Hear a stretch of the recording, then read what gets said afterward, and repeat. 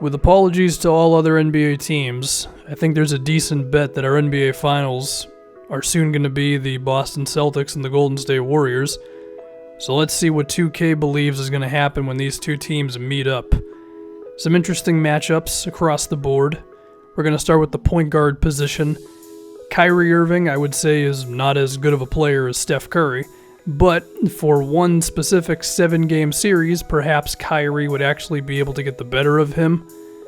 Who knows? I mean, if Steph goes nuts from 3, then this series could be over pretty quickly. But I do think the Celtics' defense could be one of the few that can actually give the Warriors trouble because of how many tall, switchy defenders they have. DeMarcus Cousins being the big addition for Golden State. It'll be interesting to see what kind of flair he throws in all of this. Game 1 actually goes to the Celtics. Don't worry about the Warriors winning 78 games. I had to make sure they got here, because 2K is weird. Jason Tatum in Game 1, his second season in the NBA, 27 points. I'm sure Bill Simmons would go nuts over that one. Kyrie not taking on a scoring role in this one. 13 assists, though. It seems that the Warriors' game plan was to load up on him, and he made him pay for it. And guys were knocking down their open shots. And then on the other side, for the Warriors, I mean, Steph was pretty damn awesome with 32 points on 5 for 12 from 3. And I have to believe that if he's able to have games like that moving forward, then even though the Celtics won this one here, it could be tough for them to win, outright. But still, while the Warriors would be the favorites in this matchup, we are, at least after one game, on the trajectory towards an upset with the Celtics winning this thing. Game 2 is pretty crucial. The Warriors win this, and boy did they ever win it. Steph Curry, 11 for 16 from 3 as they put up 159 points. Which is a complete joke, and I have to assume will not happen, but you know what? We'll take 2K's word for it, because why not? 11 three-pointers. There's no way in hell you're going to win that game when Steph Curry is doing that. Celtics are going to need to make some defensive adjustments. DeMarcus Cousins also had himself 30 points, so over 70 points combined just from those two dudes. Will the Celtics' luck be any better going back to Boston for a Game 3? I don't know. I mean, after such a drastic Game 2 loss, I feel like losing a Game 3 could kill you from a momentum standpoint.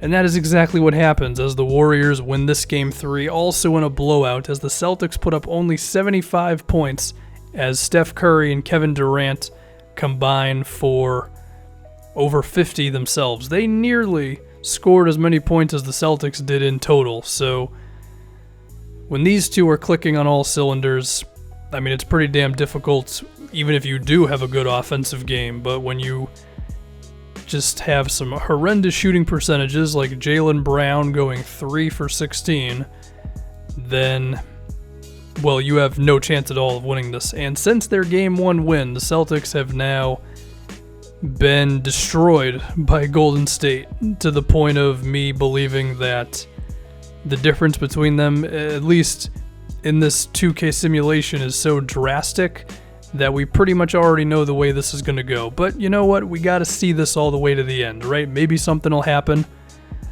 Well, something did happen. It just wasn't very surprising. We see here when Draymond Green goes 7 for 8 from 3, the Warriors are too damn difficult to beat, and their big four all scored over 20 points. So no matter what you do against Golden State, it doesn't matter, right? You can leave Draymond open. You can switch however you want. You can double team. You can be physical. And if these guys just won't miss, then you're going to lose, and that's just the way it is. I think when the Warriors signed DeMarcus Cousins, this was the kind of game that we envision happening at some point and probably a few times in the postseason where they look completely unbeatable. As for the Celtics, I mean, Kyrie Irving had a pulse this time around. He and Gordon Hayward both putting up around 25 points a game, but not nearly enough for Brad Stevens' offense to match up with what Golden State's doing. I mean, really, it's a matter of them getting it together at least somewhat on defense, because that's where the Warriors are just destroying them. Back to Oracle for this Game 5. Can Boston come together for one more performance and get this thing back to their TD Garden? Or is DeMarcus Cousins going to get his first championship? It seems that Boogie's getting his first title. Steph Curry went nuclear the entire series, finishing up with a 41-point performance, going 16 for 22 from the field. Steph was a complete madman in this 5-game series. Seems that the Finals MVP that has escaped him up to this point, no longer, as he was clearly the best player in the series. There was no deciding between him and Kevin Durant, and well, them's the breaks, as my Boston Celtics got trounced.